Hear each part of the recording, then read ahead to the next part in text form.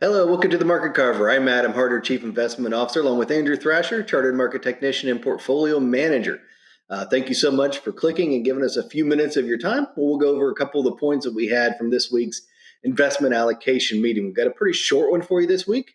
We're going to talk about an update from the Berkshire Hathaway annual meeting and take a look at the cash that they've accumulated. And then Andrew's going to drill into the nice little bump that we've seen in stocks and examine that recovery. So let's start and dive into Berkshire Hathaway. I think most of you would be familiar with this company. Warren Buffett has ran successfully for so long. They've got that annual event in Omaha, which has kind of become a little investment cult classic, if you will.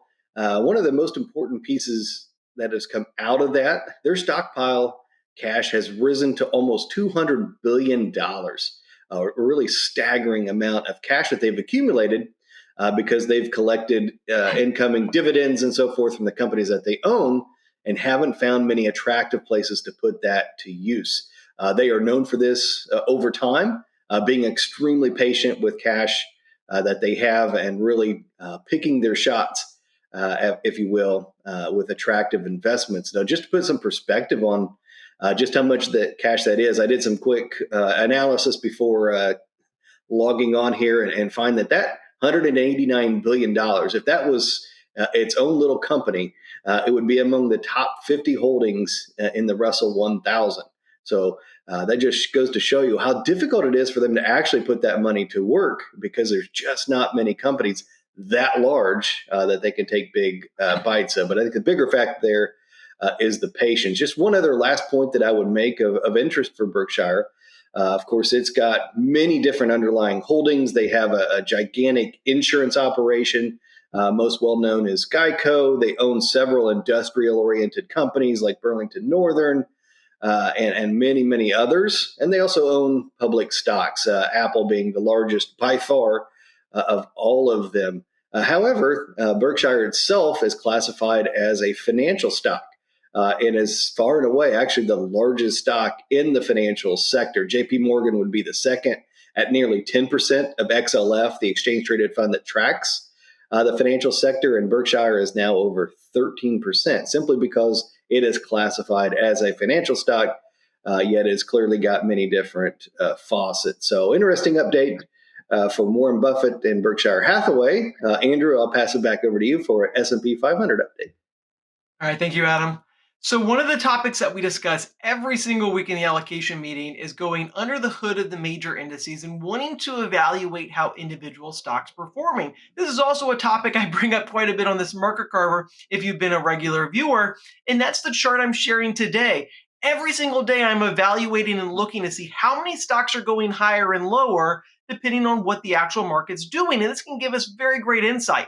When the market was in the middle of a very brief correction, in April, it dropped about 5%.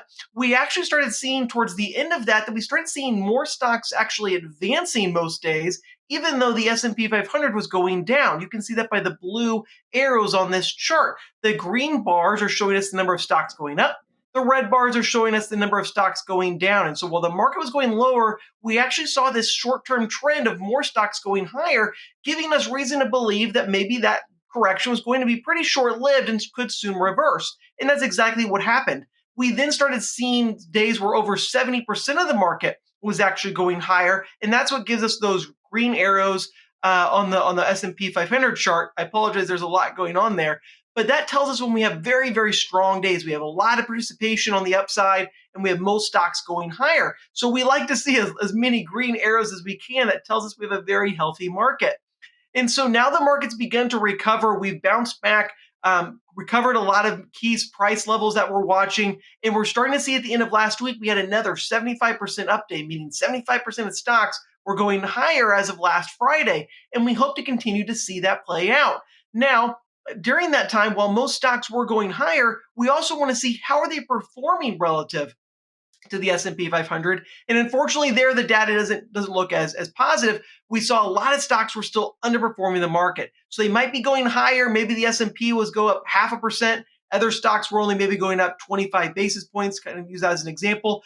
where they were going higher, which we're encouraged by, but they weren't able to keep up with the index. That tells us that there is a bifurcation within the market, that we're seeing just those mega cap names, those big stocks are really driving the index higher and really providing the fuel, the kindling to get the S&P 500 moving, which again, we're happy to see occur, but we also want to start seeing a lot of stocks also be contributing to that performance as well. And so going forward, from here, we want to continue to see a lot of days where we have a lot of good participation, a lot of stocks going higher, and help that drive the market up as we now move into out of a lot of the big earnings announcements and start getting further into May. So this is again something we're watching every day, really trying to evaluate the health of the market and what's contributing or detracting from the moves that we're seeing in the broad indices. Excellent. Thank you, Andrew, and thank you to all of you giving us this time. We really do appreciate it. As always, we'll give you a reminder. If we can be of service, give us a call, 800-928-4001, or scan the QR code and book it electronically. Thank you again and have a great weekend.